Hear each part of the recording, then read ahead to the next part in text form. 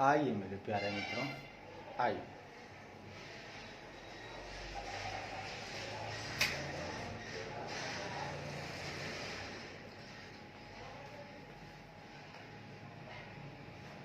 आइए मेरे प्यारे मित्रों, आइए।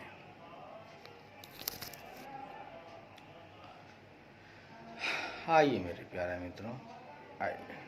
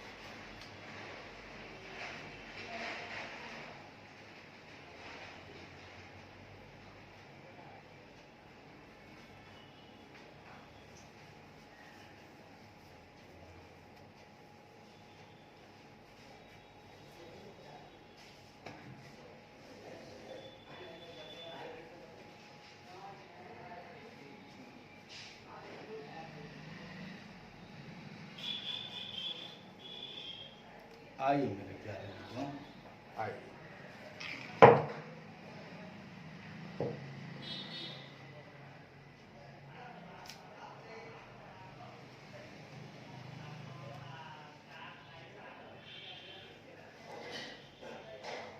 आइए मेरे प्यारे मित्रों, आइए। आइए मेरे प्यारे मित्रों, आइए।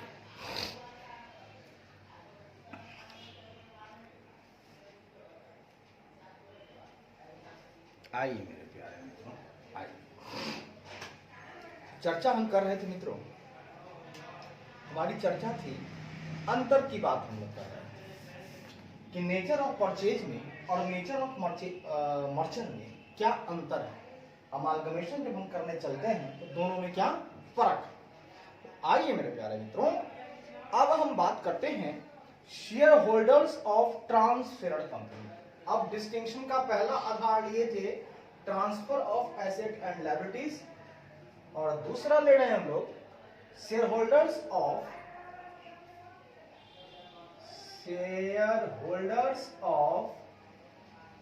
ट्रांसफेरर कंपनी।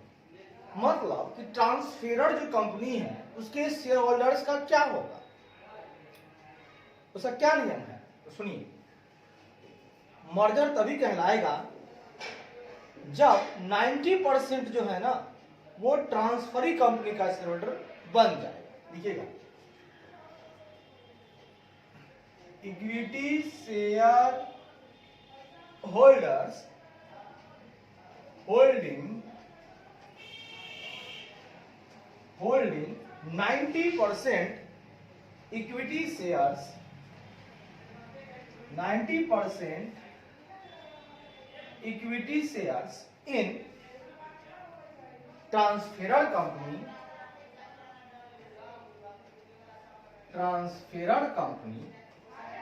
मतलब इक्विटी शेयर होल्डर्स होल्डिंग्स जो होल्डिंग करते हैं 90% of equity shares in transferor company.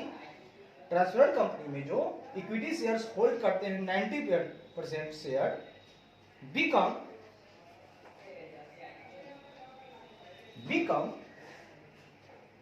shareholders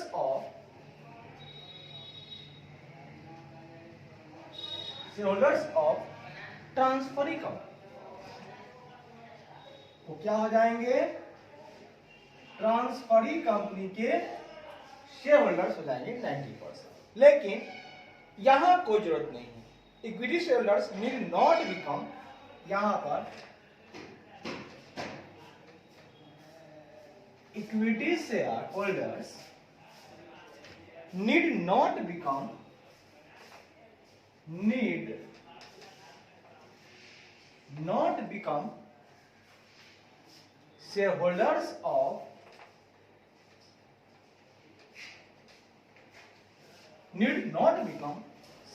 of transferring company.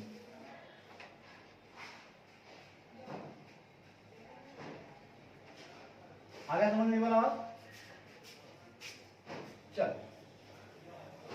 अब आगे बढ़ते हैं। सी पहले दो समझिए अच्छे से, इसको लिख लीजिए और समझिए।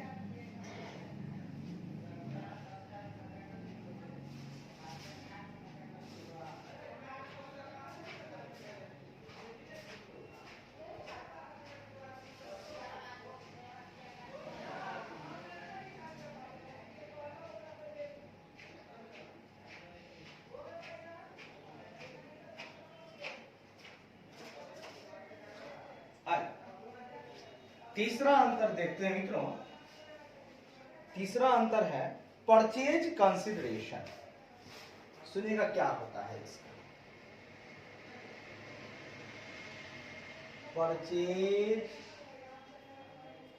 कंसिडरेशन, यहां हमने समझा कि मर्जर में टोटल एसेट और लायबिलिटीज ट्रांसफरिंग कंपनी को ट्रांसफर हो जाएगा, लेकिन यहां पर ऐसा जरूरत नहीं है कि सभी एसेट और लायबिलिटीज ट्रांसफर हो। शेयर होल्डर जो है 90% जो है ट्रांसफर्ड कंपनी का, वो शेयर होल्डर बन जाएंगे ट्रांसफरिंग कंपनी का मर्जर में। यहां पर ट्रांसफरिंग कंपनी का शेयर होल्डर होने की जरूरत नहीं है ट्रांसफर्ड कंपनी के शेयर होल्डर्स को। Purchase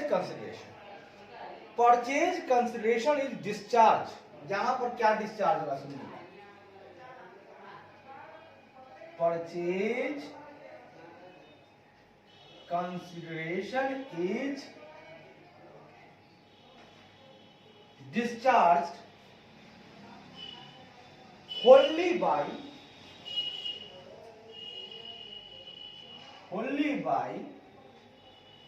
issue of equity shares of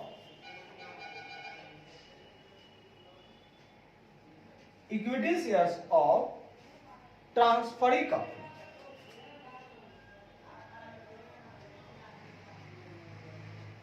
यहां पर ट्रांसफरिंग कंपनी जो भी डिस्चार्ज करेगा पीसी, वो इक्विटी शेयर में ही डिस्चार्ज करेगा वो अपने, ठीक है। लेकिन except cash only for fractional shares. याद रखिएगा, एक्सेप्ट कैश भी दे सकता है, लेकिन only for fractional share,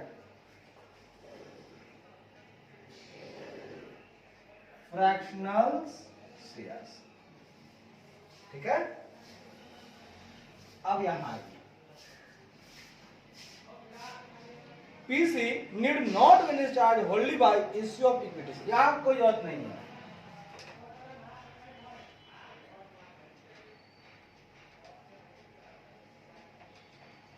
Rather need not be discharged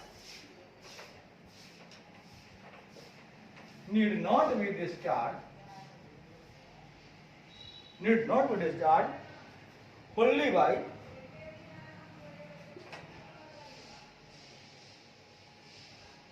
by issue of equity share।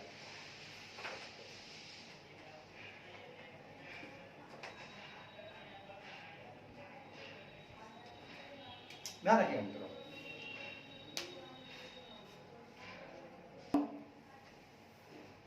तो मैंने कहा दोस्तों, क्या कहा सुनिएगा। तो मैंने कहा दोस्तों, मैंने ये कहा दोस्तों कि यहां पर जो परचेज कंसिडरेशन होगा मर्जर मेथड में, वो ट्रांसफरिंग कंपनी जो देगा, डिस्चार्ज करेगा, वो होल्डी इक्विटी शेयर में डिस्चार्ज करेगा। सिर्फ कैश दे सकता है, कुछ अगर फ्रैक्शनल शेयर है उसके लिए दे सकता है। लेकिन परचेज मेथड में पीसी जो है डिस्चार्ज होल्डी हो इक्विटी शेयर में, ऐसी जरूरत नहीं है। उसमें प्रेफरेंस शेयर भी दिया जा सकता है, ठीक है, और भी कुछ कैश भी दिया जा सकता है, और भी कुछ दिया जा सकता है। चलिए अगला लाइन है मित्रों, सुनिएगा। कहता है सेम बिजनेस। अब हम चर्चा करेंगे दोस्तों सेम बिजनेस। कहता है the same business of the transferor company. यहां पर सुनिए, the same business of transferor company, the same business of transferor company is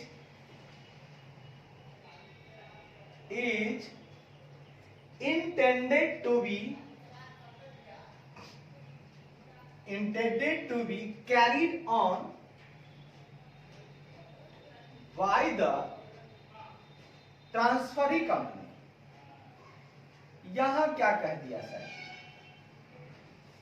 यहां कह रहा है दोस्तों कि मर्जर मेथड अगर अमालगमेशन का हो रहा है तो उसमें जो ट्रांसफेरर कंपनी की बिजनेस है बस वही सेम कैरी करने का इरादा होना चाहिए ट्रांसफरी कंपनी के द्वारा। ठीक है, हमारी कंपनी आपने लिया तो उसे चलाओ, उसे रोको नहीं, उसी को चलाओ। यहां देखिएगा, the business of the transferor company, the business of the transferor company need not to be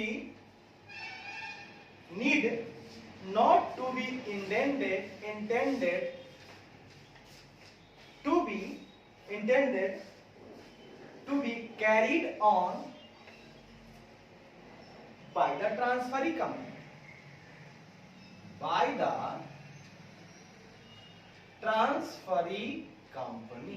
दोस्तों ध्यान रखिएगा, यहां पर अगर मर्जर में अमालगमेशन हुआ है तो सेम बिजनेस ट्रांसफरी कंपनी को कैरी करने का इरादा होना चाहिए। लेकिन सेम बिजनेस कैरी करने का इरादा होने की जरूरत नहीं है परचेज मेथड। परचेज मेथड है तो कोई दिक्कत नहीं है, आप उसके बिजनेस को ले लो, आपको मन है कैरी करो, मन नहीं है अपना बिजनेस कैरी करो, कोई डाउट नहीं है। मन है दोनों बिजनेस कैरी करो, वो तुम्हारी मर्जी है, यानी कि वो ट्रांसफरी कंपनी की मर्जी के ऊपर है।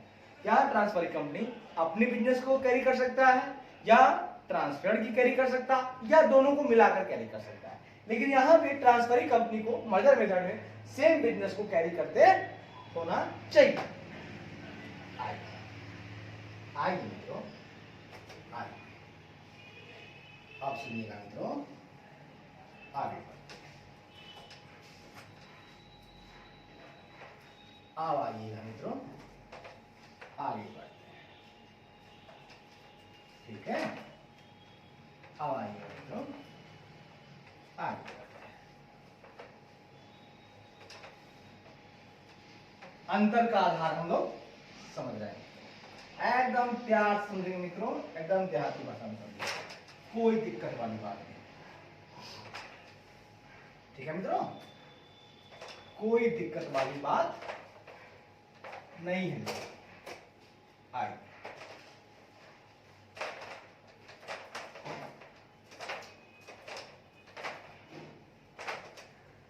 अब देखिएगा, सेम बिजनेस हो गया। अब डी तक हो गया मित्रों। ई में आते हैं recording of asset and liabilities. अब आइए recording of assets and liabilities. हम यहां तक क्या क्या सीखे? बिजनेस को लेकर सीखे, पीसी को लेकर सीखे, एसेट लायबिलिटीज को ट्रांसफर को लेकर सीखे, शेयर होल्डर्स को लेकर सीखे। अब हम कह रहे हैं रिकॉर्ड करना है एसेट लायबिलिटीज को। कैसे करेंगे रिकॉर्ड, सुनिएगा। The asset and liabilities taken over are recorded. Merger method में जो रिकॉर्डिंग होगी वो कैसे होगी, सुनिएगा। The asset and liabilities, the asset and liabilities taken over, जो लिया गया है किसके द्वारा, ट्रांसफरी कंपनी के द्वारा जो लिया गया है, taken over are recorded at their existing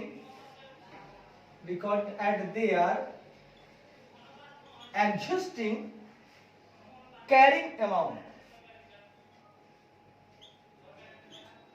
जो अमाउंट कैरी हो रहा है, एग्जिस्टिंग है, हम वही लेंगे। एक्सेप्ट, लेकिन थोड़ा सा हम चेंज कर सकते हैं। Except where adjustment is required, where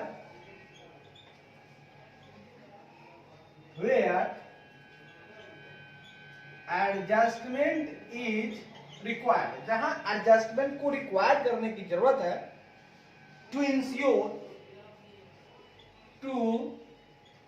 ensure uniformity of accounting policy, uniformity of accounting policies। सुनिएगा, जब हमको यूनिफॉर्मिटी लाने की जरूरत पड़ेगी, अगर ट्रांसफरी कंपनी किसी और मेथड का इस्तेमाल कर रही है, तब मुझे ट्रांसफर कंपनी के उस वैल्यू को इसी मेथड से करना होगा। जैसे मान लीजिए इन्वेंट्री के वैल्यूएशन में फीफो मेथड का इस्तेमाल कर रही है ट्रांसफर कंपनी, और वेटेड एवरेज का इस्तेमाल कर रही है ट्रांसफरी कंपनी। तो ट्रांसफरी कंपनी खरीदी है, तो ये क्या करेगी, उसके फीफो को हटा देगी और वहां पे अपना वेटेड लगा देगी, ताकि अकाउंटिंग पॉलिसी यूनिफॉर्म में रहे, एक रूपता में रहे। ठीक है, तो यूनिफॉर्मिटी के लिए थोड़ी बहुत चेंज हो सकती है, अदरवाइज हम एसेट और लायबिलिटीज को उसके ही एग्जिस्टिंग कैरी अमाउंट पर ही रिकॉर्ड करें। जो उसकी अमाउंट चली आ रही है उसी अमाउंट पे हम लोग रिकॉर्ड करेंगे। यहां the asset and liabilities, the asset and liabilities taken over, जो लिया गया है, the asset and liability taken over are recorded at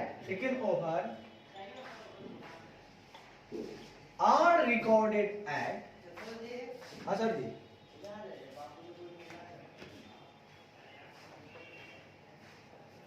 ठीक है मेरे मित्र, हम क्या कहना चाहते हैं यहाँ पे गौर फरमाइएगा। कह रहे हैं हम एट, सुनिएगा, the asset and liabilities taken over are recorded at their existing carrying amount, their existing carrying amount or amounts or the basis of their fair values,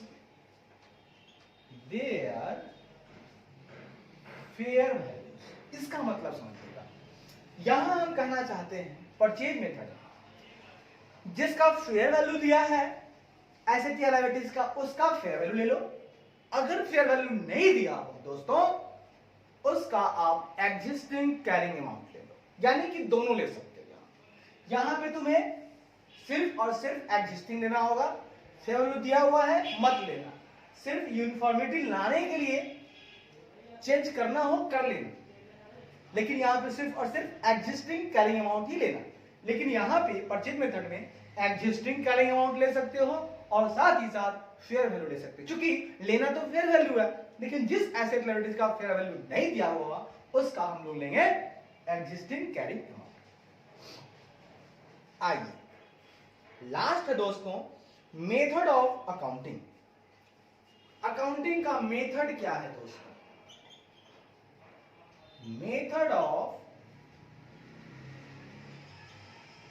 accounting, accounting करने का मेथड हम लोग जानते हैं। देखिए, journal entries for recording the merger are passed by pooling of interest method. अब ध्यान रखिएगा, मर्जर में जो अकाउंटिंग होती है वो होती है pooling of interest method. Pooling of interest method कहता है कि उसके सारे के सारे लायबिलिटीज और सारे के सारे एसेट को ऐड कर लो, ठीक है, कोई भी, ओके, चाहे रिजर्व एंड सरप्लस हो, कुछ भी, एनीथिंग बुक में लिखा हुआ है उसे ऐड कर डालो। यहां लिखेंगे हम लोग journal entries for recording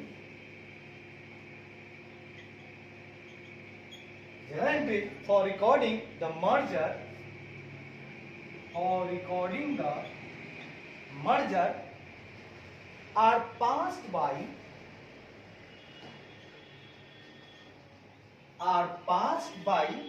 pooling of interest method.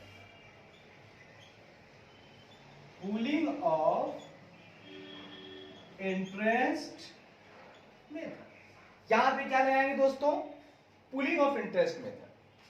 यहां देखिएगा जर्नल एंट्री इसमें लगाएंगे हम, जिसको परचेज किए हैं बस उसी की जर्नल एंट्री बनाएंगे। इसमें journal entry for recording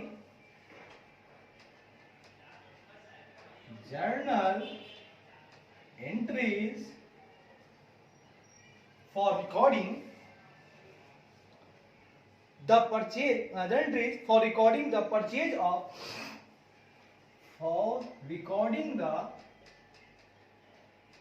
for recording the purchase of business,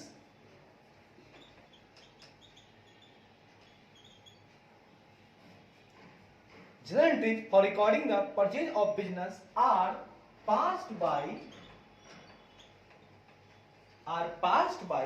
purchase method। वाह मित्रों वाह, यहां पे हम लोग परचेज मेथड से ही जर्नल एंट्रीज की रिकॉर्डिंग करेंगे और यहां पे करेंगे मर्जर में पूलिंग ऑफ इंटरेस्ट मेथड से ही हम लोग यहां पे जर्नल एंट्री करेंगे। आइए मित्रों हम आगे चलते हैं, पीसी निकालने का नियम सीखते हैं मित्रों, और पीसी निकालने के बाद हम लोग कुछ इलस्ट्रेशन बनाएंगे, फिर क्वेश्चन बनाएंगे, अपने आप को पूरी कॉन्फिडेंस में लेकर आ जाएंगे। आइए दोस्तों, आइए, ढेर सारी बातें करते हैं दोस्तों।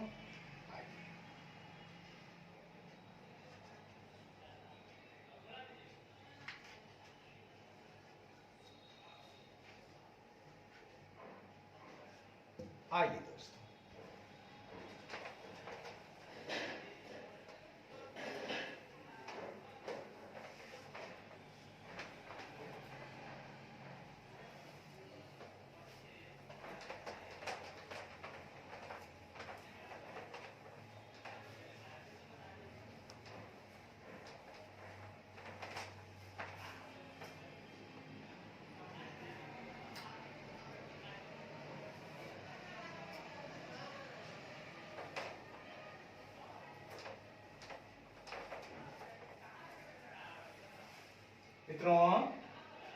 ए मेरे प्यारे मित्रों, आइए एकदम तूफान गति में आइए मित्रों, तूफान गति में आइए।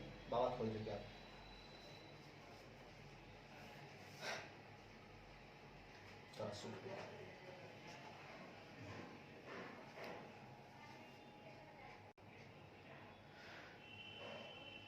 आइए मेरे प्यारे मित्रों, आइए जरा प्यार मोहब्बत से आइएगा, ठीक है। अब हम चर्चा करेंगे मित्रों, हमारे चर्चा का जो दौड़ है वो आगे चल करके हमारी तरफ आ गया है। परचेज कंसिडरेशन के बारे में हम चर्चा करेंगे। परचेज कंसिडरेशन, क्योंकि यह एक अहम हिस्सा है हमारे अमालगमेशन का कि साहब जब हम ट्रांसफेरर कंपनी अपना व्यापार देंगे आपको तो बदले में आपसे कुछ तो चाहेंगे, वही चाहने वाली बात है। पीसी क्या मिलेगा आपको, सुनिएगा। For the purpose of accounting for amalgamation, accounting for amalgamation के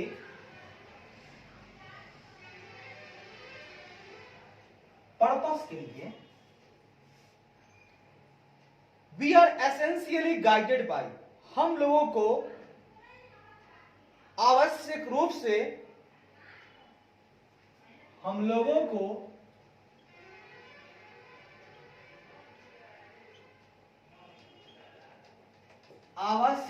से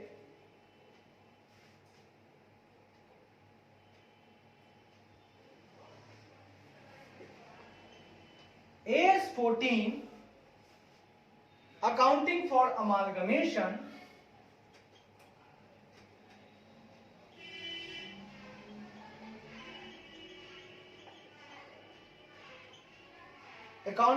अमालगमेशन द्वारा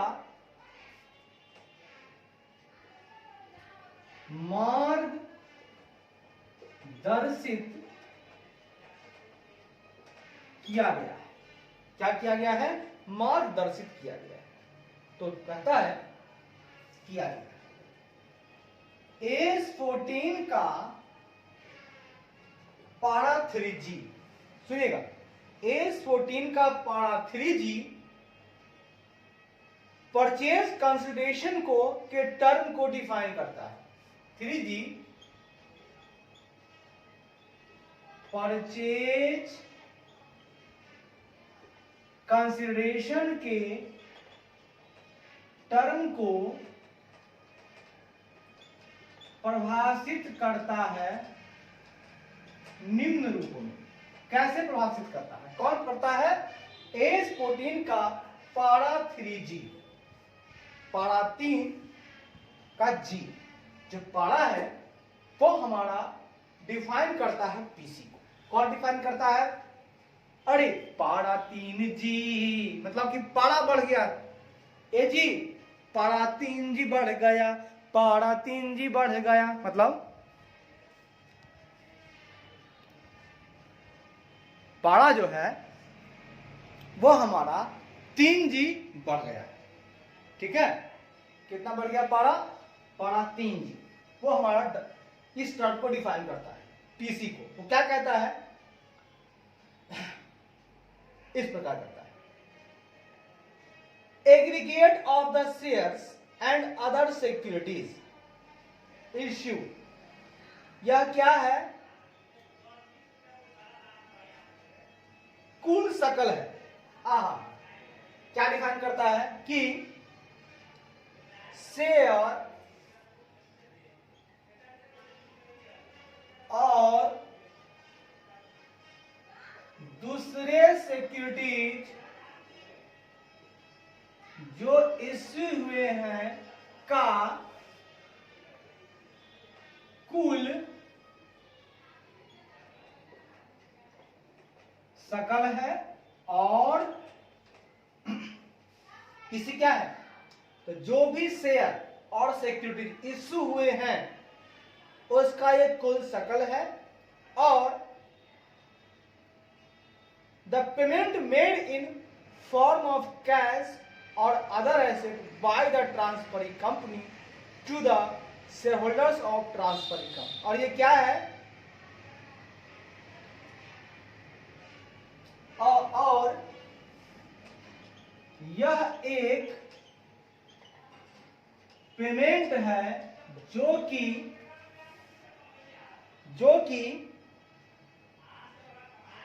ट्रांस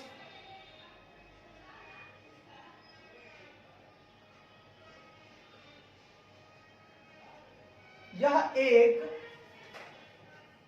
एक कैश के रूप में, यह एक कैश के रूप में या एसेट या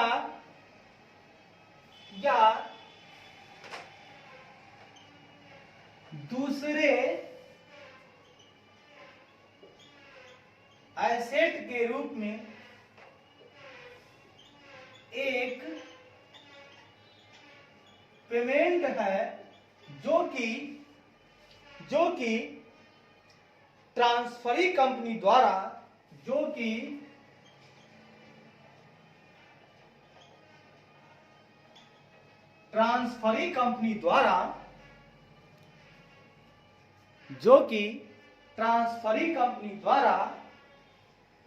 ट्रांसफेरर कंपनी के शेयर होल्डर को ट्रांसफेरर कंपनी के शेयर होल्डर्स को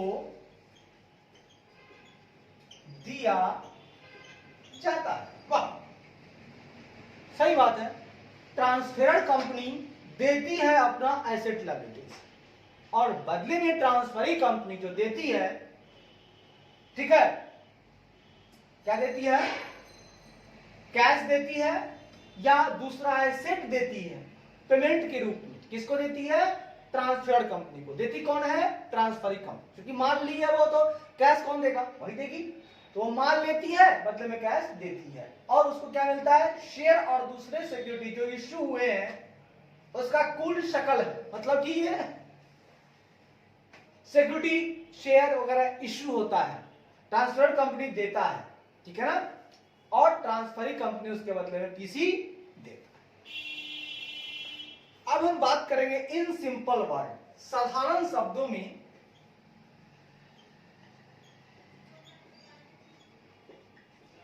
हम बात करेंगे मित्रों साधारण शब्दों में।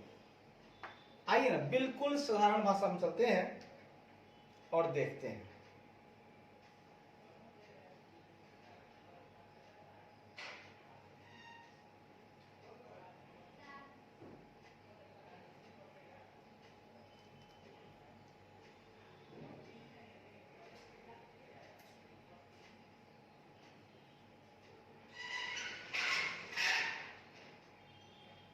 ठीक है,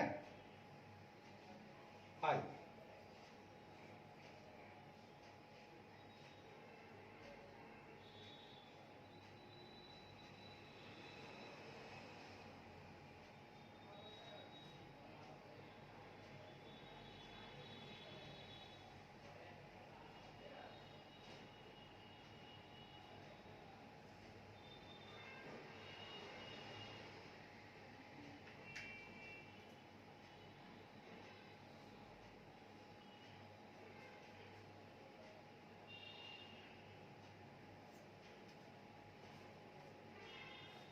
अब देखिएगा, एकदम साधारण शब्दों में हम लोग चलते हैं और इसकी परिभाषा करते हैं। देखिए, इट इज प्राइस, यह एक कीमत है, यह एक प्राइस, PAYABLE, यह एक प्राइस पेबल है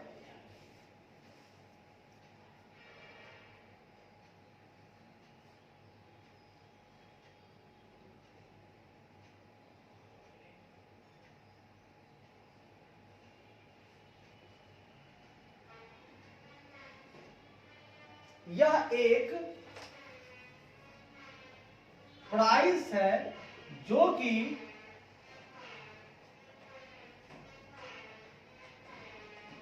ट्रांसफरी कंपनी द्वारा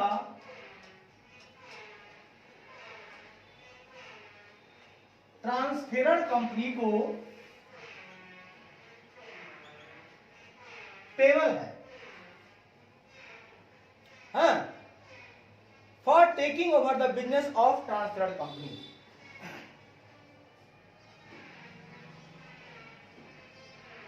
ट्रांसफेरी कंपनी जिसने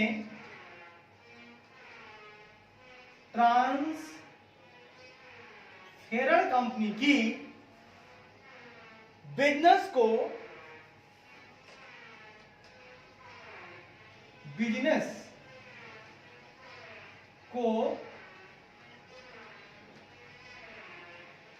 टेक ओवर किया है के द्वारा ट्रांसफरी कंपनी को पेबल है। एक प्राइस है, ठीक है, जो कि ट्रांसफेरर कंपनी को पेबल है, तो उसको देना है, दिया जाता है। और देता कौन है? ट्रांसफरी कंपनी के द्वारा। और ट्रांसफरी कंपनी क्या है? जिसने ट्रांसफेरर कंपनी की बिजनेस को टेक ओवर किया है। बिल्कुल सही बात है। It is the price payable by the transferee company द्वारा दिया गया प्राइस पेबल है to the transferor company for taking over the business of the transfer company. मतलब ट्रांसफेरर कंपनी के बिजनेस को लेने के बदले ट्रांसफरी कंपनी द्वारा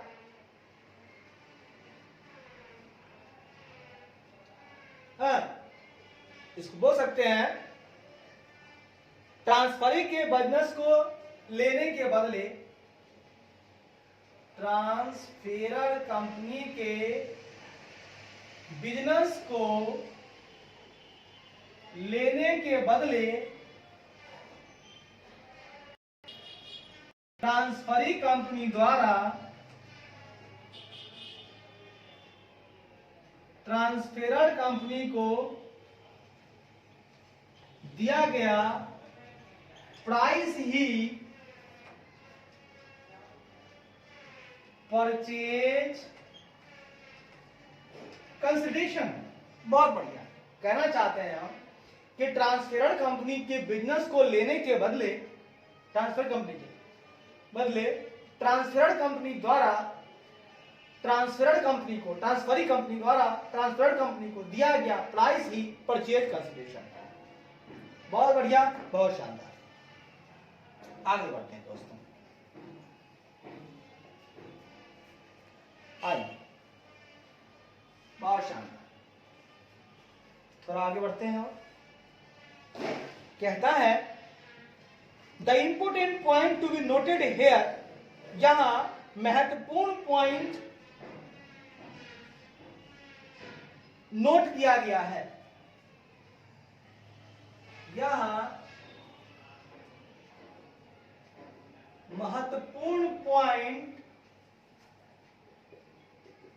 जो नोट किया गया है is the amount paid towards the equity shareholders and preference shareholders is only considered as part of the PC as the definition under section 14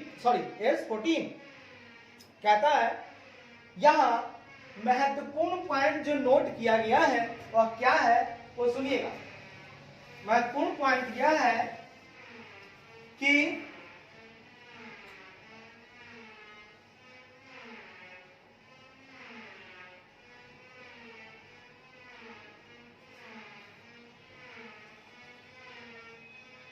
वह यह है कि जो भी अमाउंट पेड किया गया है वह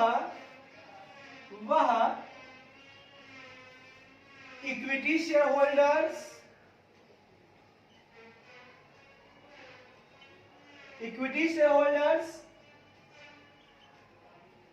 और प्रेफरेंस शेयरहोल्डर्स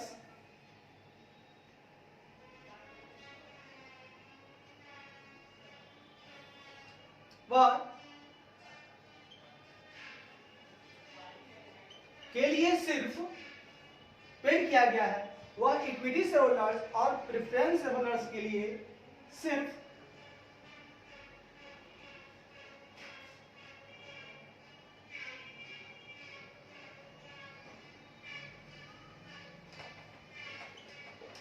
पीसी के रूप में, मतलब यहां जो अमाउंट पेड किया गया है पीसी के रूप में वह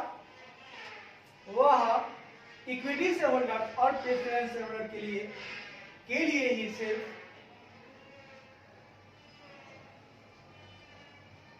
दिया गया है।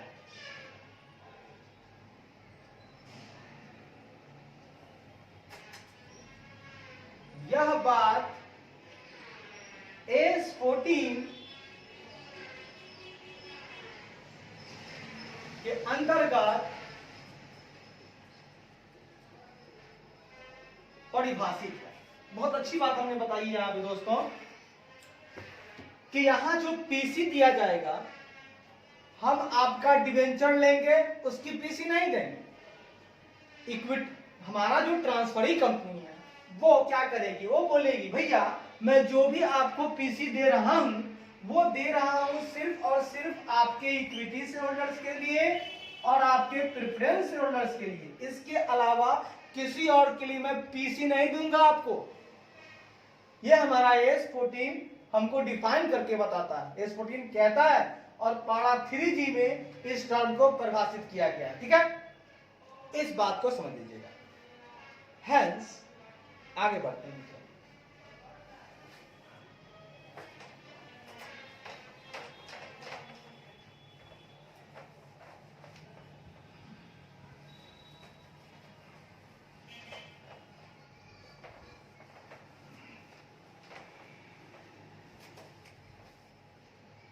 ध्यान दीजिएगा मित्रों, यहां ध्यान दीजिएगा।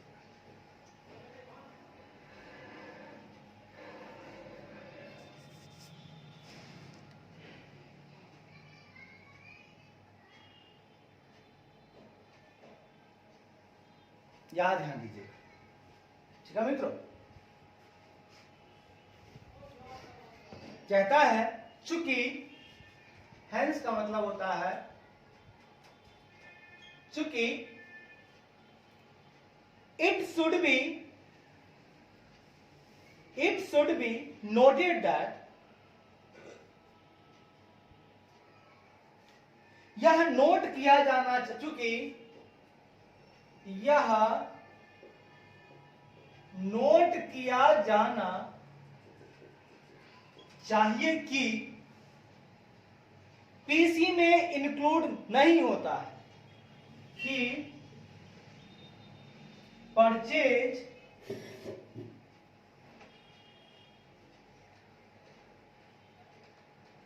कंसिडरेशन में इंक्लूड नहीं किया जाता है। क्या इंक्लूड नहीं किया जाता है? नहीं किया जाता है ऐसा सम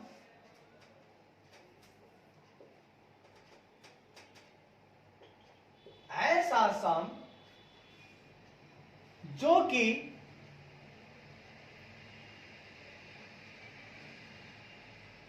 ऐसा सम जो कि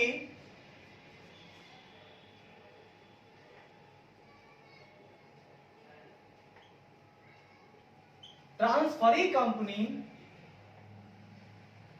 डायरेक्टली डिवेंचर होल्डर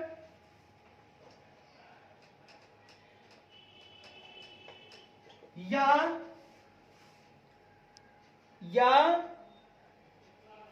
डायरेक्टली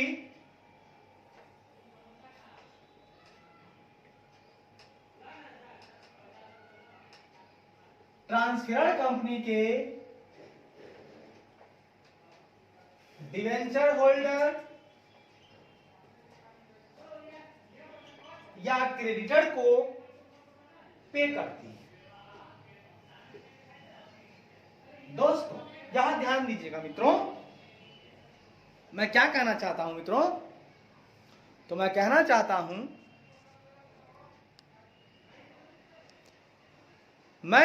हूं मित्रों ये बात कि चूंकि यह नोट किया जाना चाहिए यहां पे कि इसी में इंक्लूड नहीं किया जाता है, कुछ चीजें नहीं किया जाता है। क्या नहीं किया जाता है? ऐसा सम, ऐसा टोटल जो कि transferee company directly transferor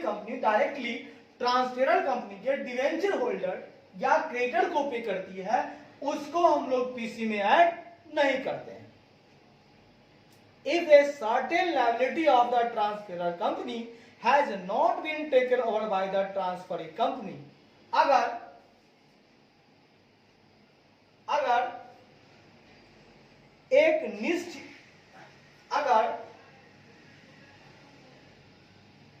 ट्रांसफेरर company की एक निश्चित लायबिलिटी ट्रांसफरी कंपनी द्वारा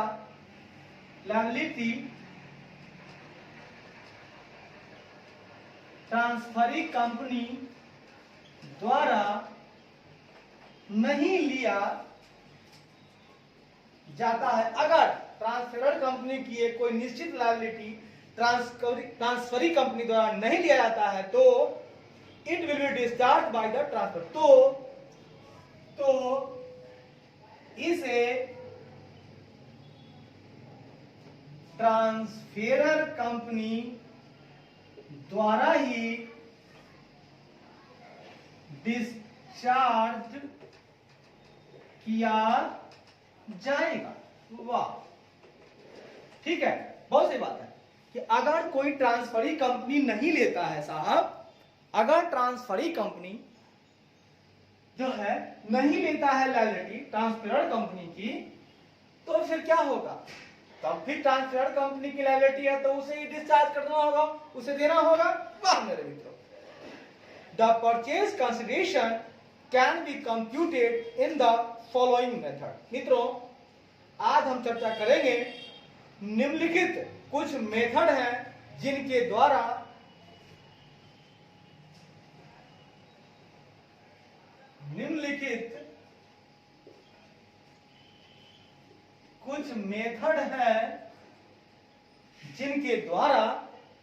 जिनके द्वारा परचेज कंसिडरेशन का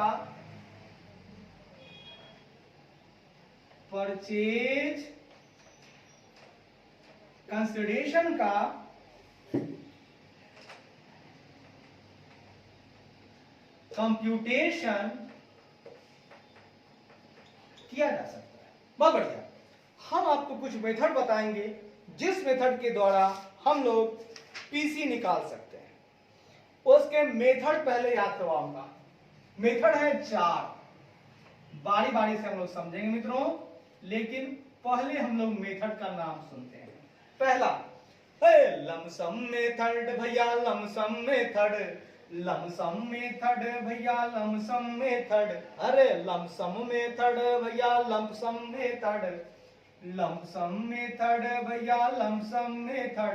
पहला लमसम मेथड भैया, लमसम मेथड।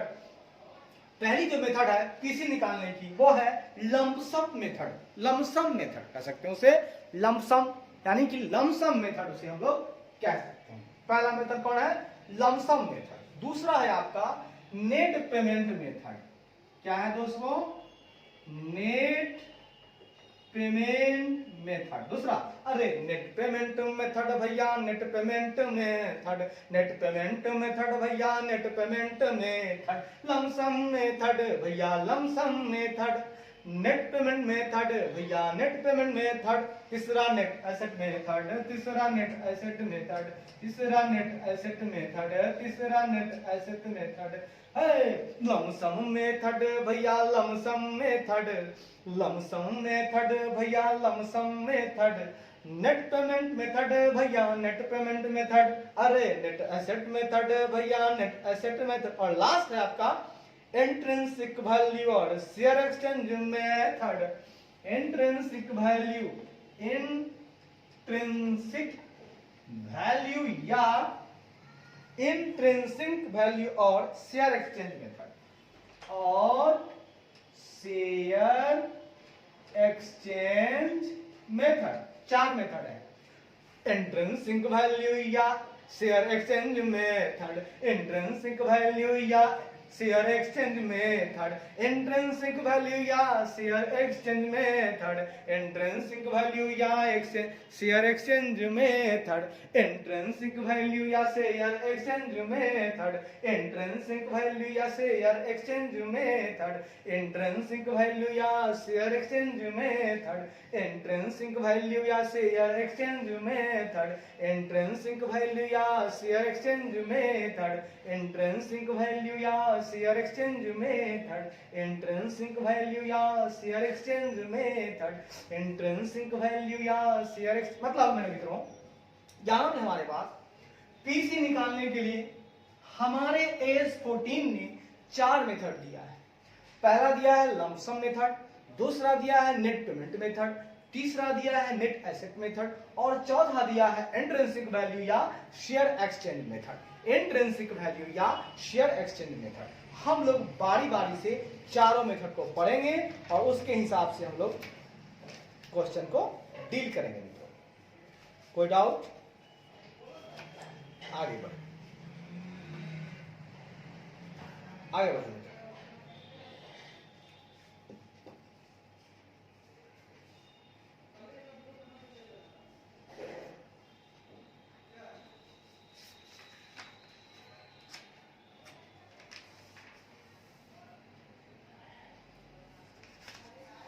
आइए, पहला मेथड का नाम है मित्रों लमसम मेथड। क्या है? लमसम। चलिए लमसम को देखते हैं, जरा लमसम को देखते हैं कि लमसम क्या कहता है।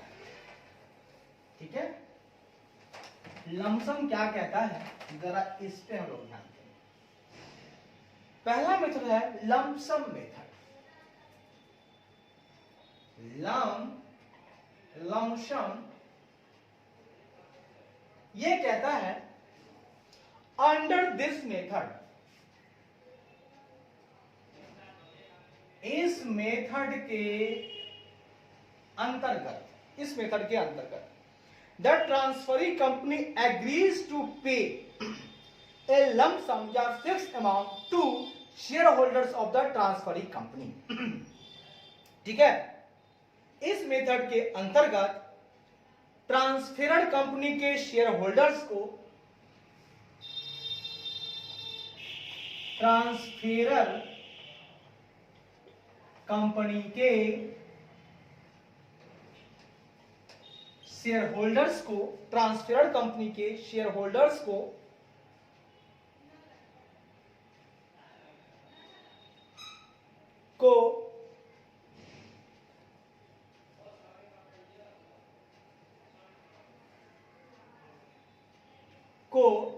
Transferee company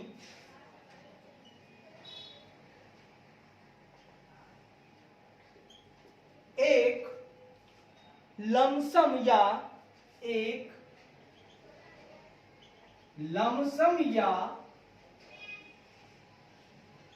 fix amount pay करने के लिए सहमत हो जाता है। फिक्स अमाउंट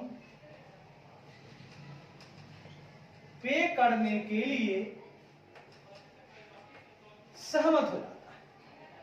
सुनिएगा, यहां पे क्या होता है मित्रों, तो यहां पे होता है, सुनिएगा क्या होता है।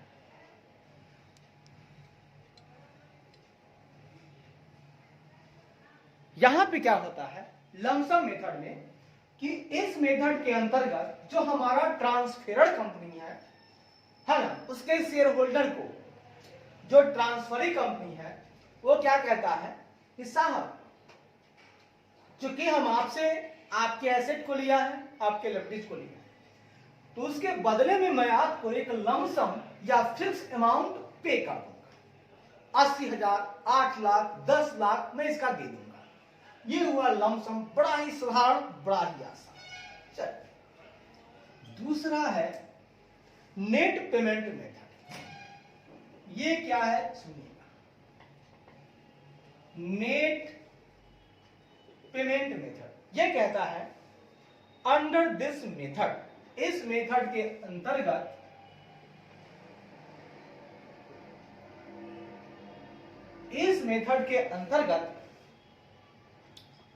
transferee company makes individual payments to the equity shareholders and preference shareholders either by way of cash, issue of shares and debenture.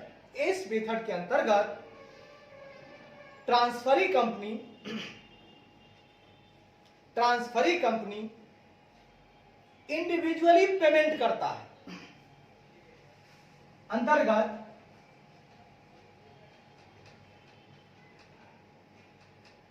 ट्रांसफरेड company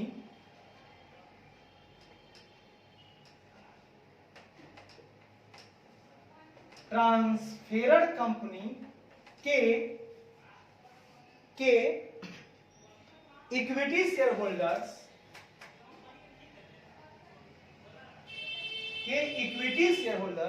या प्रेफरेंस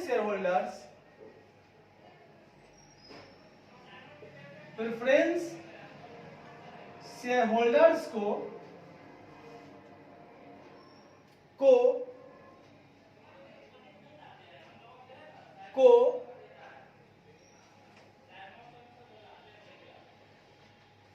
कैश के रूप में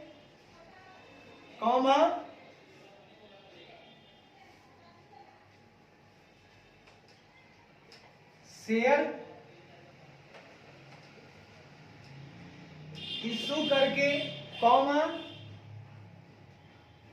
और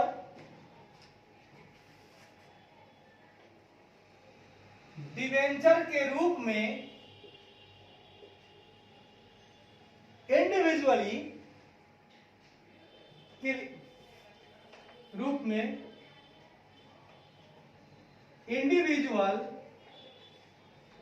पेमेंट करता है। मित्रों, इस मेथड में क्या होता है उसको जरा गौर सुनिएगा। इसमें क्या होता है पेमेंट मेथड में कि जो ट्रांसफरी कंपनी है ना, वो ट्रांसफेरेड कंपनी के जो इक्विटी शेयरहोल्डर्स हैं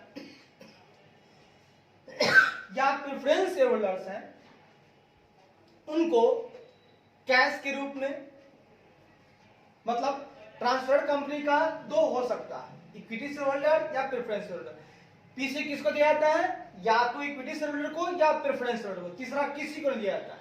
तो इन दोनों को वो कैश दे सकती है, शेयर दे सकती है और डिवेंचर भी दे सकती है। एकदम इंडिविजुअल करेगी, भैया इक्विटी शेयरहोल्डर आपको इतना कैश दे रहा हूं, इतना शेयर दे रहा हूं, इतना डिवेंचर दे रहा हूं। भैया प्रेफरेंस शेयरहोल्डर आपको इतना कैश दे रहा हूं, आपको इतना शेयर दे रहा हूं, आपको इतना हम लोग डिवेंचर दे रहा हूं। मतलब दोनों को हम तीनों चीज दे सकते हैं या तीनों में कोई एक दे सकते हैं। अपना जैसा हमारा सोच इच्छा होगी वैसा हम करेंगे।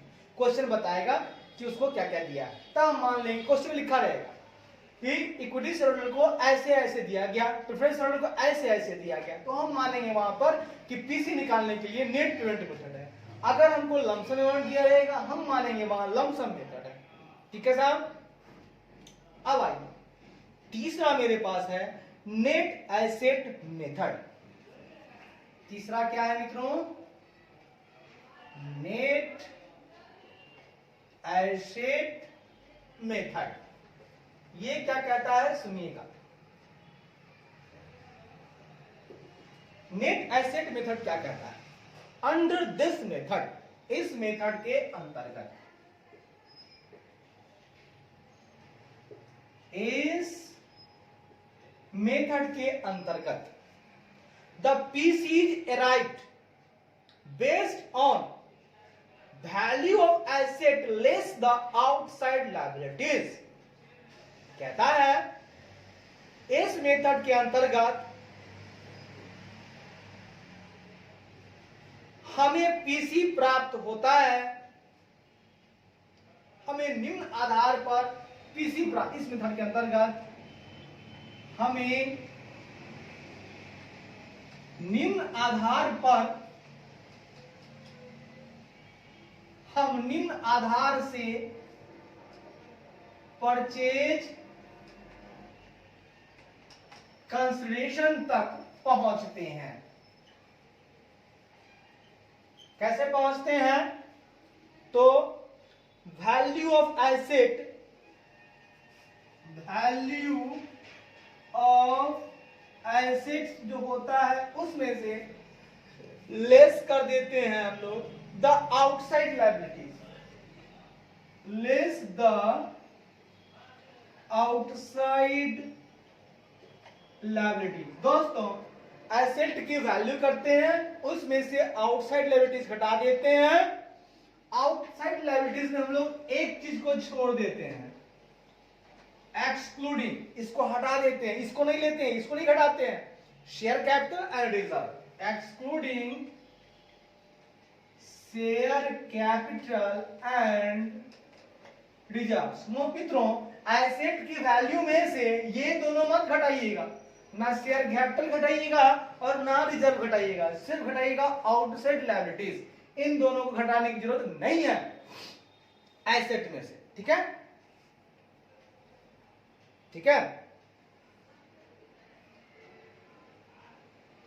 Taken over by the transferring company, है ना। कैसे होता है? Value of asset less outside liabilities, जो ट्रांसफरिंग कंपनी द्वारा, जो ट्रांसफरिंग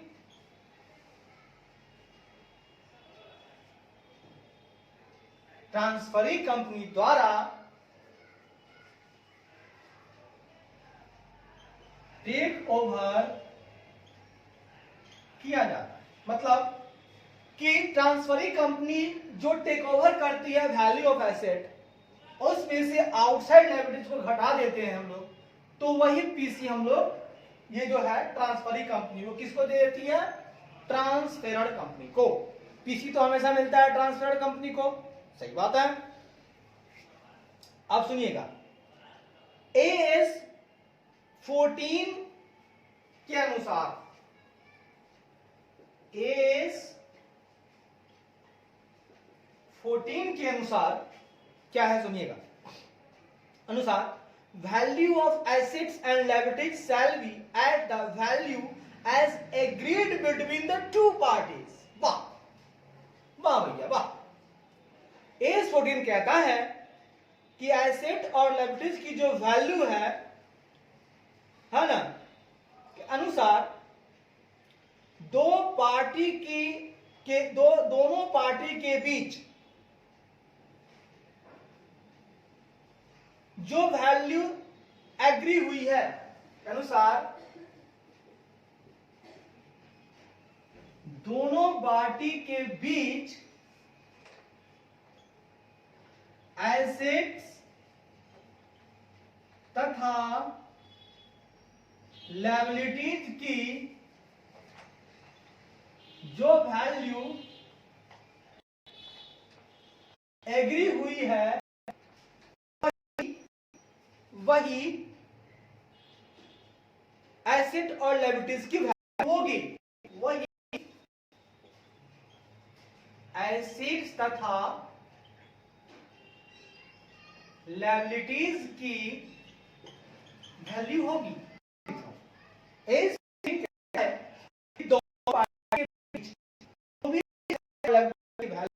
सहमति हुई है कि भैया इस एसेट की हम इतना लेंगे, इस लायबिलिटीज का इतना होगा, वही वैल्यू यहां पर हमारा एसेट लायबिलिटीज का वैल्यू होगा, जो सहमति है हम लोगों को। जो बुक में हो ने सहमति दी, अगर बुक वाली सहमति दी है तो बुक वाली हो जाएगी उसकी वैल्यू, अगर फेयर वैल्यू पर सहमति होती है तो फेयर वैल्यू हो जाएगी हमारी इसकी वैल्यू एसेट और लायबिलिटीज की। ये बात ध्यान में रखिएगा। If there is no value agreed, अगर कोई वैल्यू एग्री नहीं की गई है, अगर कोई वैल्यू आपस में एग्री, अगर कोई वैल्यू किसी एसेट लायबिलिटीज की आपस में एग्री नहीं हुई है, आपस में एग्री नहीं हुई है, तब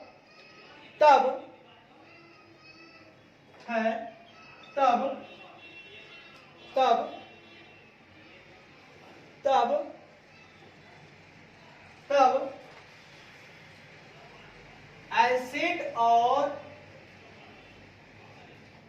लायबिलिटीज को बुक वैल्यू पर ही लेना है। बहुत बढ़िया।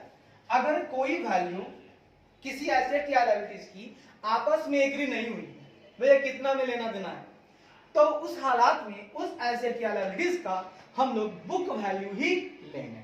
कोई दिक्कत वाली बात नहीं, अच्छी बात।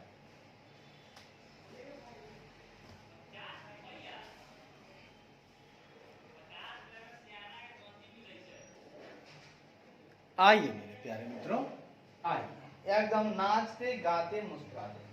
तो AS14 क्या कह दिया है कि दोनों पार्टी के बीच जो भी एसेट लायबिलिटीज की वैल्यू एग्री हुई है वही एसेट लायबिलिटीज की वैल्यू होगी, लेकिन अगर नहीं एग्री हुई है तो बुक वैल्यू ले लेंगे।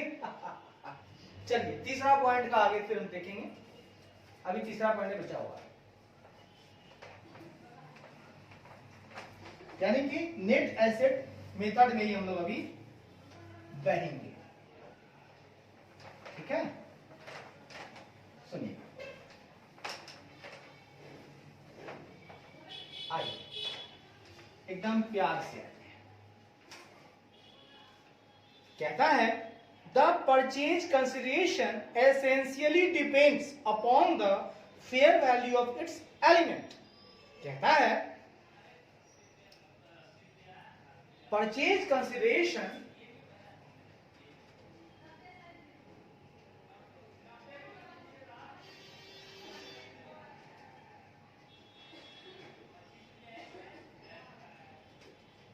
आवश्यक रूप से आवश्यक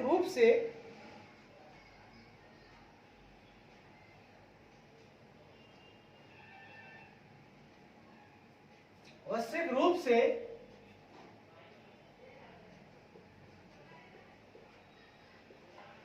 इसके एलिमेंट्स एसेट या लायबिलिटी, मतलब एलिमेंट्स के फेयर वैल्यू पर फेयर वैल्यू के ऊपर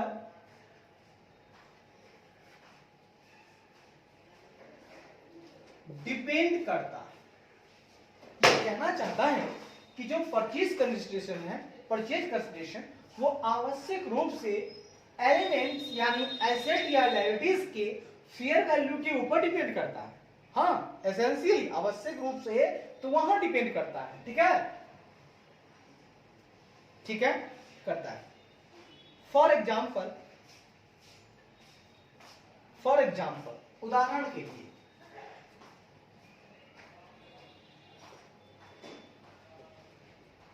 लिए सुनिएगा, उदाहरण के लिए when the consideration includes, जब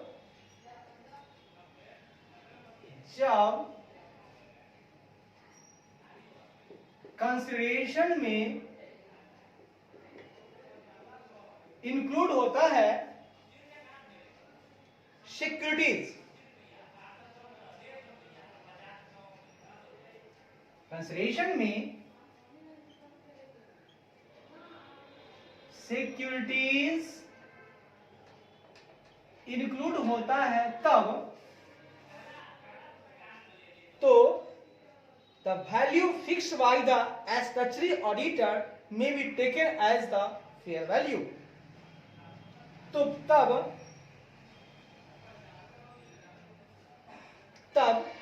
स्टैच्यूटरी ऑडिटर द्वारा फिक्स्ड वैल्यू को ही तब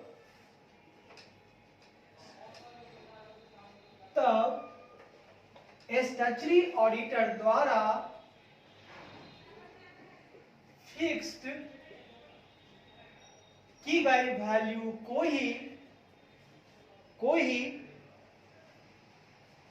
ही फेयर वैल्यू के रूप में लिया जा सकता है। मित्रों, फिर बड़ी बात कह दी। क्या कह दी, जरा सुनिएगा गौर से। हमने कहा कि उदाहरण के लिए कि जब कंसिडरेशन में सिक्योरिटीज हो, भैया हमको सिक्योरिटीज देना है, ठीक है, पीसी के रूप में क्या देना है, सिक्योरिटीज देना है। तो वहां पे क्या करेंगे, तो वहां पे जो हमारा स्टैट्यूटरी ऑडिटर होता है, ऑडिटर संवैधानिक ऑडिटर जो होता है, वो अगर कोई वैल्यू फिक्स कर दिया, वो बोला कि भैया इसकी वैल्यू इतनी होनी चाहिए, तो वही वैल्यू उसका फेयर वैल्यू माना जाएगा और वही वैल्यू हम लोग पीसी के रूप में लिखेंगे, ठीक है। In case of other asset, दूसरे एसेट के केस में the fair value may be determined by reference to the market value of the asset given up. दूसरे केस में एसेट के by the reference to the market value of assets, asset के रूप में asset के market value के reference द्वारा case में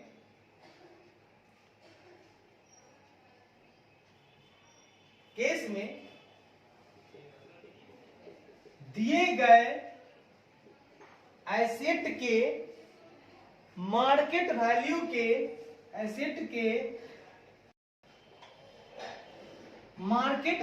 के रेफरेंस द्वारा, मार्केट वैल्यू के रेफरेंस द्वारा उस एसेट का फेयर वैल्यू, रेफरेंस द्वारा उस एसेट का फेयर वैल्यू निर्धारित किया जा सकता है। बहुत बढ़िया बाबा। कहता है सिक्योरिटी के केस में तो भैया स्टैट्यूटरी ऑडिटर जो भी फिक्स कर देगा वैल्यू, वही फेयर वैल्यू हो जाएगा। लेकिन दूसरे अगर एसेट है उसके केस में क्या होगा, तो जो उसकी मार्केट वैल्यू होगी वही उस एसेट की फेयर वैल्यू मानी जाएगी, ठीक है। और इन द एब्सेंस और मार्केट वैल्यू या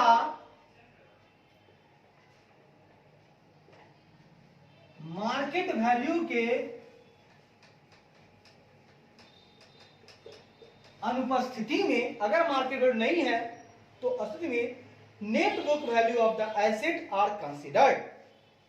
तो अनुपस्थिति में उस एसेट के नेट बुक वैल्यू को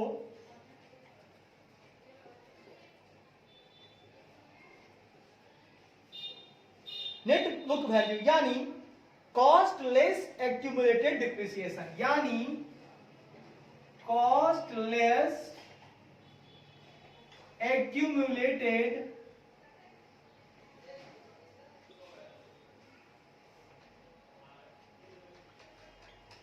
को ही कंसिडर किया जाएगा।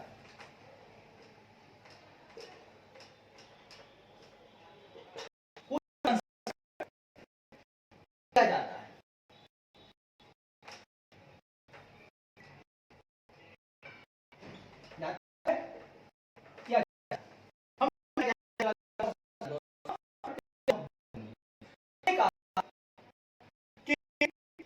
अगर किसी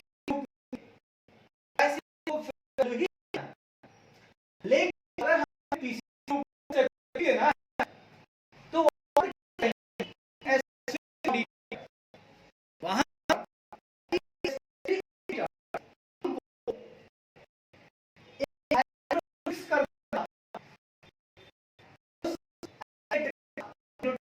अगर फिक्स रहेगा तो मेरा, लेकिन दूसरे केस में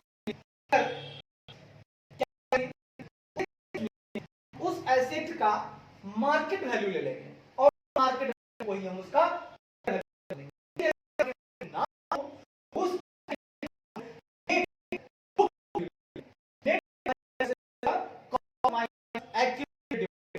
ये करके हम लाते हैं नेट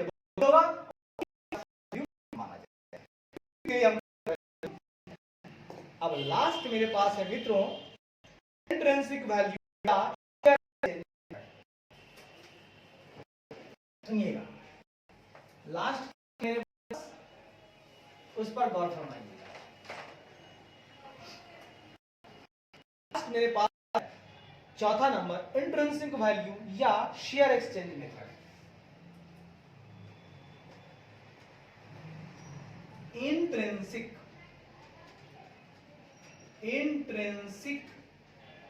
वैल्यू का शेयर एक्सचेंज मेथड। ये क्या कहता है सुनिएगा, under this method,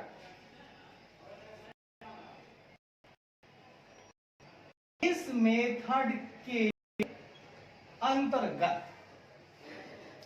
the PC is calculated at the intrinsic value of shares of the transferor or transferor company, transferor or transferring company।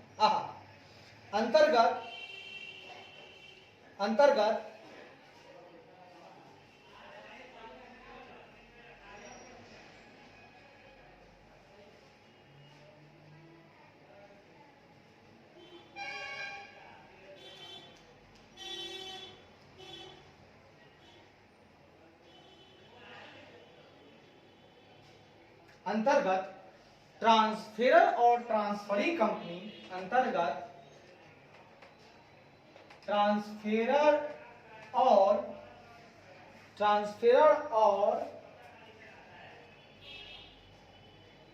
ट्रांसफेरर या ट्रांसफरिंग कंपनी के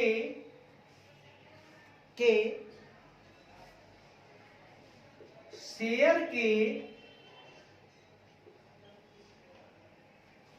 इंट्रिंसिक वैल्यू, शेयर के intrinsic value पर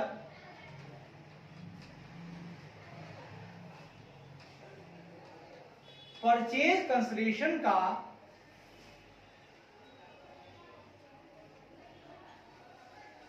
calculation किया जाता है। यानी इस method में क्या होता है कि हम लोग ट्रांसफेरर का या ट्रांसफरिंग कंपनी का, ठीक है, किसी का हो सकता है एक का दिया हो एक का नहीं दिया हो, जिसका नहीं दिया होगा उसका निकालेंगे। तो दोनों का इंट्रिंसिक वैल्यू हम लेंगे, उसके शेयर का इंट्रिंसिक वैल्यू लेंगे और उस पे उसके आधार पर हम पीसी का कैलकुलेशन करेंगे, ठीक है। पीसी का कैलकुलेशन हम लोग उसके आधार पर करेंगे। कैसे होगा? तो the ratio of share to be issued is computed and multiplied with intrinsic value, है ना।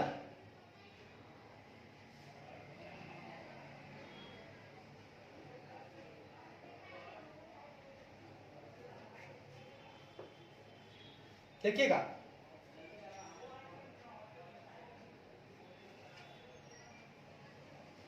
जो शेयर इश्यू हुए हैं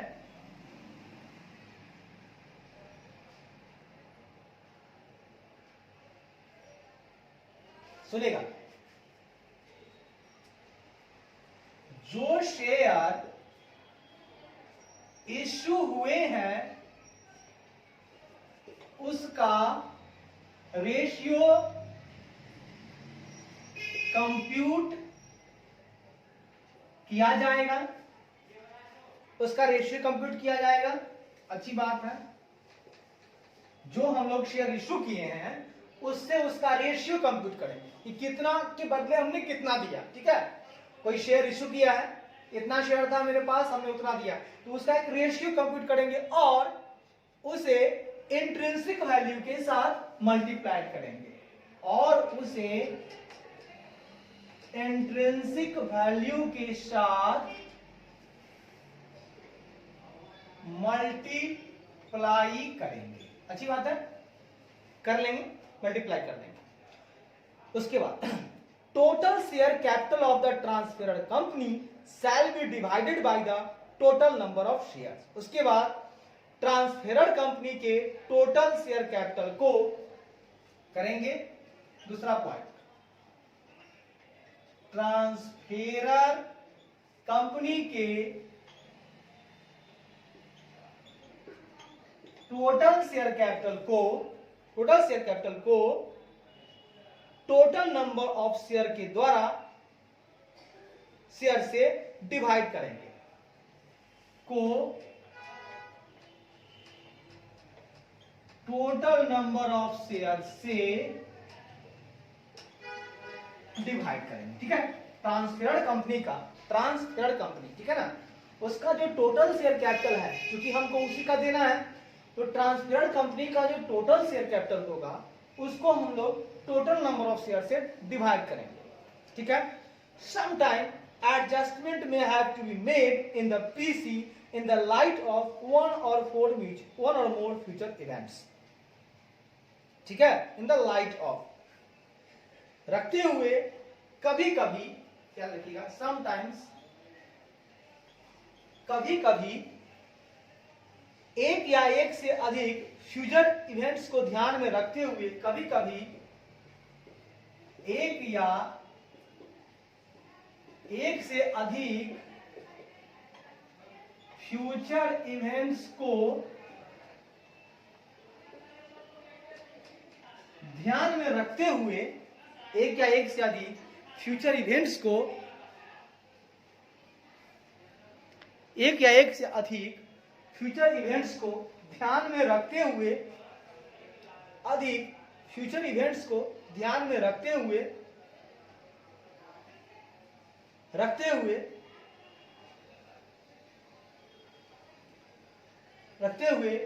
परचेज कंसिडरेशन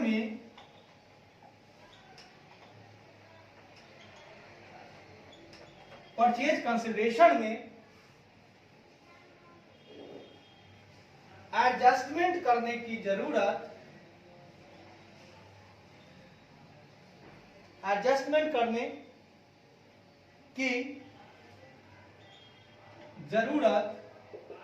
पड़ सकती है। अच्छी बात है, फ्यूचर इवेंट्स को ध्यान रखते हुए हम लोग कर सकते हैं। When the additional payment is probable and can be reasonably estimated, it is to be included in the calculation of purchase consideration। जब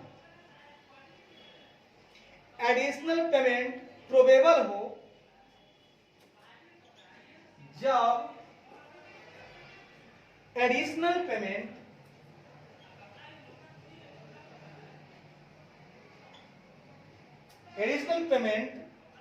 संभावित हो, यानी कि प्रोबेबल हो और रीजनेबली एस्टिमेटेड किया जा सकता है और उसका यथोचित अनुमान,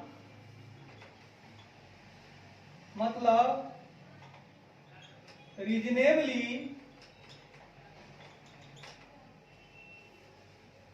एस्टिमेटेड अनुमान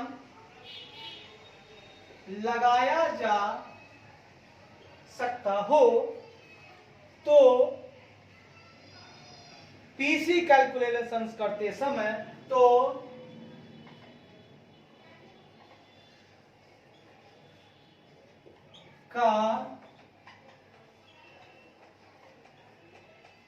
कैलकुलेशन करते समय इसे इंक्लूड किया